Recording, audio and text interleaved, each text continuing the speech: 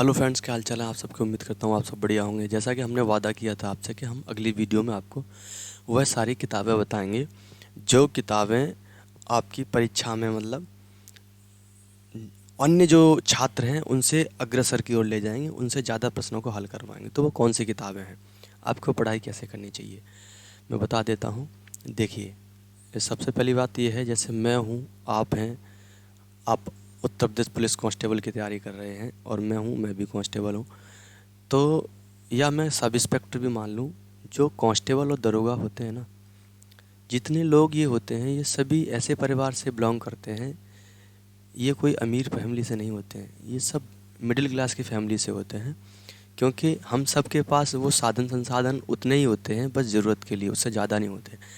जैसे मैं बात करूं, मैं कहीं भी अपने घर से, और अगर 2 किलोमीटर दूरी पे हमें अपना रास्ता तय करना हो तो हमें क्या करना, हम अगर किसी व्यक्ति ने हमसे 50 रुपये मांग लिए तो वहीं हमारी समस्याएं खड़ी हो जाती हैं। हम क्या करते हैं, हम 50 रुपये ना खर्च करके हम पैदल यात्रा उसे करना तय ज़्यादा उचित समझते हैं।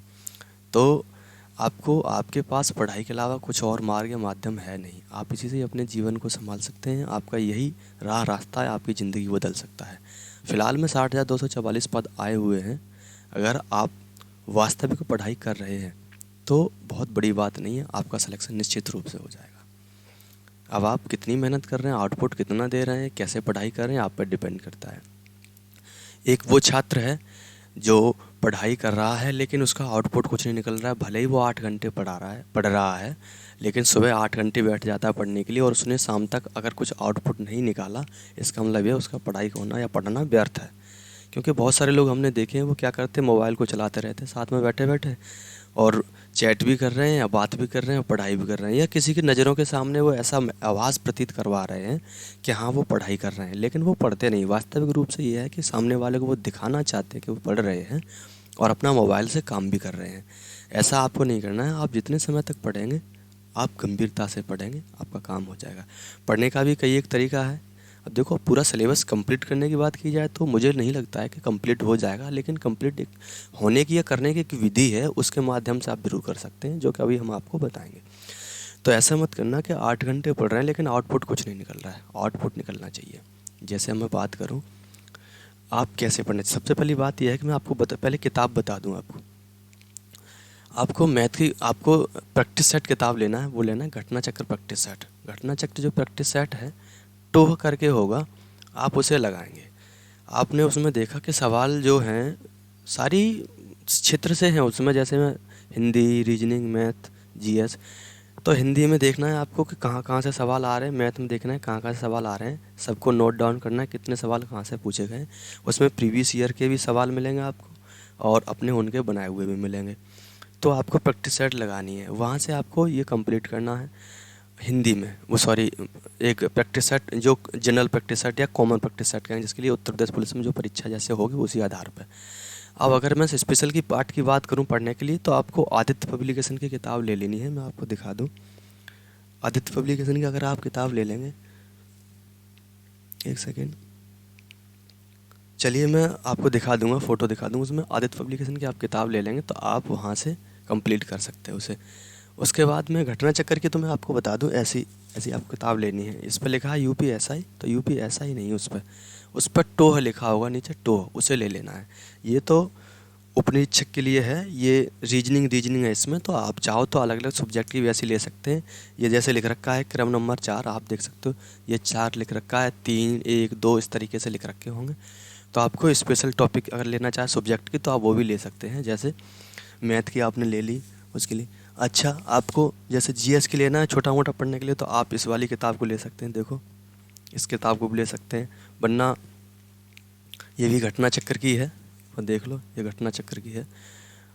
वरना आपको स्पेशल, और इसके अलावा रीजनिंग के अलावा मैथ भी लेना है। ऐसे ही आपको हिंदी लेनी है, आपको हिंदी भी इसी में मिल जाएगी घटना चक्कर में। अगर प्रैक्टिस सेट लगाना है आपको तो वहाँ से मिल जाएगी, तो वहाँ पूरा पढ़ने की आवश्यकता नहीं है। जो आदित्य पब्लिकेशन हम आपको बता रहे हैं, वहाँ आपको प्रैक्टिस सेट तो मिलेगा, मतलब जैसे प्रत्येक टॉपिक के बाद मिलेगा, ऐसे ही इसमें मिलेगा। इसमें नीचे सॉल्यूशन मिलेगा, लेकिन उसमें सॉल्यूशन नहीं मिलेगा आदित्य पब्लिकेशन में। आदित्य पब्लिकेशन में क्या होगा, पहले आपको थर्टिकल के माध्यम से आपको समझाया जाएगा, उसके बाद में फिर नीचे, फिर पीछे प्रैक्टिस सेट आपको दे दिया जाएगा उसी से रिलेटेड। लेकिन इसमें क्या है कि जैसे ऊपर कोई प्रैक्टिस सेट है तो नीचे उसके तुरंत के तुरंत सॉल्यूशन भी मिलेगा। जैसे मान लीजिए पर्यायवाची किसका पर्यायवाची क्या है, तो नीचे उत्तर में दे दिया इसका पर्यायवाची ये है, लेकिन फिर वो जो और 3 विकल्प होंगे उनके बारे में भी बताएगा कि इसके ये पर्यायवाची हो सकते हैं। तो कहने का मतलब एक अच्छा माध्यम है वहाँ सीखने का, क्योंकि एक चीज़ को करके आपको कई एक चीज़ों की नॉलेज दे रही है घटना चक्र, तो आप वहाँ से किताब ले सकते हैं। ऐसे ही मैथ का आपको ले सकते हैं, बेस्ट सॉल्यूशन मिलेगा आपको उसमें, और ऐसे ही आप जीएस ले सकते हैं। तो वहाँ से प्रैक्टिस सेट आप लगा सकते हैं, और एक कॉमन जनरल मतलब प्रैक्टिस सेट ले लें जो टोर नाम से है। तो उसमें क्या होगा कि वो प्रैक्टिस सेट लेने के बाद आप उसमें टोटली, जैसे उत्तर प्रदेश पुलिस में आप परीक्षा दे रहे हो बैठ के एग्जामिनेशन हॉल में, वो आपको ऐसा प्रतीत होगा, तो वो ले लेना। 5 किताबें आपकी हो गई, यहाँ से आप मुझे लगता है कंप्लीट कर लोगे। एक किताब स्पेशल यूपी स्पेशल के लिए आपको लेनी पड़ेगी, क्योंकि यूपी स्पेशल से सवाल पूछे जा सकते हैं।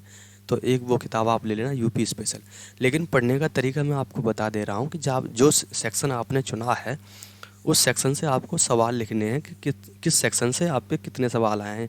इससे 4 आए हैं, इससे 3 आए, इससे 2 आए, इससे इतने 6 आए हैं। मान लीजिए उनमें से भी टॉपिक कि किस टॉपिक से सवाल पूछा गया है। जैसे हमने बताया था मैथमेटिक्स लगा रहे तो सिक्कों पर आया है नहीं आया है ना, हिंदी में अलंकार से आया है नहीं आया, साहित्य के कितने सवाल आए। इस तरीके से आप लगाएंगे तो मुझे लगता है आप जल्दी सॉर्ट आउट कवर कर लेंगे। इतना मुश्किल नहीं है, पढ़ने का तरीका पता होना चाहिए। ऐसे ही मैंने तैयारी की थी।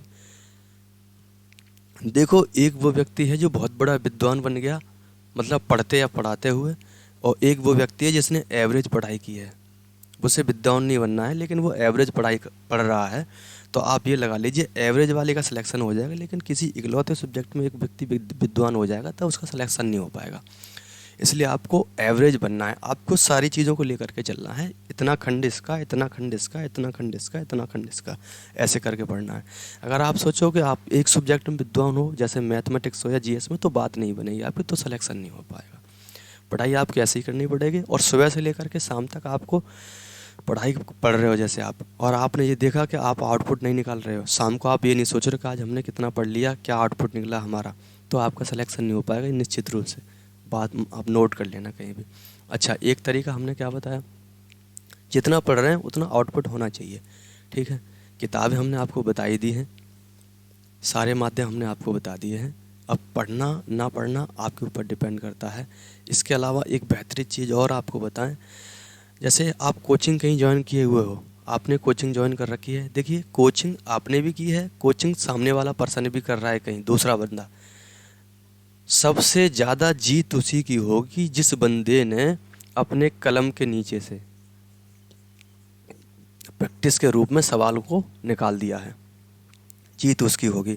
जैसे मैं हिंदी की बात करूं तो हिंदी में किसी व्यक्ति को कम से कम रोज़ 50 से लेकर के 100 प्रश्नों के बीच में प्रैक्टिस करनी है। रीजनिंग की बात करूं तो रीजनिंग में भी आपको कम से कम 50 सवाल लगाने ही लगाने हैं। मैथ्स की बात करूं तो कम से कम आपको 50 सवाल तो लगाने चलेंगे, कम से कम 50 नहीं तो आपको कम से कम 40 से 50 लगाने चाहिए। कम से कम आपको 40 से 50 सवाल लगाने चाहिए। ऐसे ही हमने जीएस की बात की तो कम से कम 100 सवाल लगाने चाहिए। ये आपके पेन से सवाल निकलेंगे, तब आपको करने में थोड़ी सी स्टार्टिंग में दिक्कत आएगी, लेकिन जब आप लगाते रहेंगे तो आपको मज़ा भी आने लगेगा। और ऐसे नहीं जैसे कोई सवाल नहीं आ रहा तो आप चाहो तो उसका सॉल्यूशन भी देख सकते हो सीखने के आधार पर। ऐसा नहीं आपने कोई सवाल लगाया आपसे नहीं आ रहा है तो आप नहीं कर पा रहे, जैसे आपको उसमें टाइम ज़्यादा लग रहा है तो आप उसे छोड़ दो, नहीं, आप उसे उसका सॉल्यूशन देख लो। क्या दिक्कत है, कोई एग्जामिनेशन हॉल में थोड़ी ना बैठे हो, आप उसका सॉल्यूशन देखो, सॉल्यूशन देख के उसे करिए, प्रैक्टिस करिए। फिर उस सवाल पे 2 बार 3 बार प्रैक्टिस करिए ताकि वो आपके जहन में आ जाए। तो उस आधार के जो सवाल आपको आगे मिले तो वो आप आसानी से कर पाओ। अगर आपने सोचा कि इसे छोड़ दिया स्किप, चलिए किसी से पूछ लेते हैं, हाँ पूछ लो। आपने सॉल्यूशन देखा फिर भी आपको समझ में नहीं आ रहा तो पूछ लीजिए कि सर ये हमारे समझ में नहीं आया, हमने कोशिश बहुत की और सॉल्यूशन इसका ये है, सर आप देख लीजिए इसका कैसा उत्तर होगा, कैसे करेंगे हम इसे। ये तरीका है करने का, वरना आप जीत नहीं ले पाएंगे, ये निश्चित रूप से बात है। क्योंकि कंपटीशन मतलब आज के टाइम पे आप देख रहे हो 4-5 साल बाद मतलब वैकेंसी आई है तो 50-52 लाख फॉर्म पड़े हुए हैं, और लड़कियों के लिए भी विशेष बात है 15 लाख के आसपास फॉर्म पड़े हैं। तो आप ये लगा लीजिए कंपटीशन अच्छा खासा होगा, इससे आप इनकार नहीं कर सकते। लेकिन ये भी बात है यदि आप पढ़ाई वास्तविक कर रहे हो तो बहुत मुश्किल नहीं है। आप ये कभी मत सोचना हम दुबले हैं, पतले हैं, कमज़ोर हैं, हाइट कम है, वो ये सब नहीं। जिस व्यक्ति ने फॉर्म डाला है वो मतलब कांस्टेबल बनने लायक है और आप कर सकते हो। मैं जब भर्ती हुआ था मैं तो बहुत दुबला पतला था, रनिंग के लिए गया था मैं। हमने देखा रनिंग करने के लिए, यार हमने वहाँ बाहर देखते जो लोग मतलब अंदर जाने के लिए थे, यार इतने लड़के बड़े बड़े मतलब चौड़े चौड़े, हम कैसे होगा, हम तो कम हम तो दब जाएंगे, भागेंगे कैसे, क्या सब करेंगे। ऐसा कुछ नहीं होता, सब कुछ ईजी होता है, आपके अंदर हौसला होना चाहिए। समझ रहे हो? आपके अंदर हौसला है, आप कुछ भी कर सकते हो। इसलिए और जब ऊँट पहाड़ के नीचे आता है ना, तब उसे पता चलता है कि वास्तविकता क्या है, कौन सही और कौन गलत है। तो मैं इसलिए कह रहा हूँ, आप अपने आप को ऐसा कभी महसूस मत होने देना कि हम कमज़ोर हैं, कि हमें कम आता है। यदि आप एवरेज हैं तो आपका 101% सिलेक्शन हो जाएगा। ये कतई ज़रूरी नहीं है कि आप हर प्रश्न का जवाब दें, बिल्कुल कतई ज़रूरी नहीं है आप हर प्रश्न का जवाब दें, आप एवरेज बने रहें बस। ये कतई ज़रूरी नहीं कि आप सीजीएल वाले सवाल सॉल्व करें, आप उत्तर प्रदेश पुलिस लेवल के ही सवाल सॉल्व कर लें, क्योंकि आपको उत्तर प्रदेश पुलिस में सिलेक्शन लेना है, सीजीएल में नहीं। घबराना नहीं है बिल्कुल भी, टेंशन नहीं लेना है। आप उस लायक हैं, अपने आप का आकलन कीजिए, अपने आप को महसूस कीजिए, अपने आप को समझिए आप क्या हैं। आप प्रत्येक वह चीज़ कर सकते हैं जो हमने की है, सामने वाला पर्सन कर सकता है, आप वो चीज़ सारी कर सकते हैं। तो ऐसे ही अगली क्लास में हम आपको बताएंगे ट्रेनिंग से संबंधित सारी चीज़ें। तो जुड़े रहिए तब तक हमारे साथ में। और यदि आप हमारे चैनल पर नए हैं तो चैनल को सब्सक्राइब करें, लाइक भी करें और कमेंट शेयर भी करें। हम सब मिल कर के जब तक वो एग्ज़ामिनेशन, मैं कह दूं, आप एग्ज़ामिनेशन हॉल में ना बैठ जाते हो, एग्ज़ाम नहीं हो जाता, तब तक हम आपके साथ बने रहेंगे। तो जुड़े रहिए आप हमारे साथ में। Thank you, bye bye, take care.